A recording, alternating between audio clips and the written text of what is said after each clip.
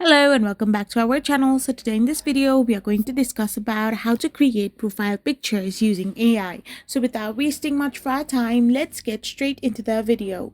So if you want to create profile pictures using AI, then you can simply use any of the AI tools that are there for creating and editing your photos. You can simply open any of the AI tools. Here I'm using PixelCut. So once you simply open these, you can simply go there, upload your picture and describe your profile picture first. You need to enter a detailed text prompt describing the PFP you want. So once you have described the PFP you want, you can generate your profile picture accordingly. So click the generate button and use the AI that will help you create a custom avatar based on your description in just few minutes.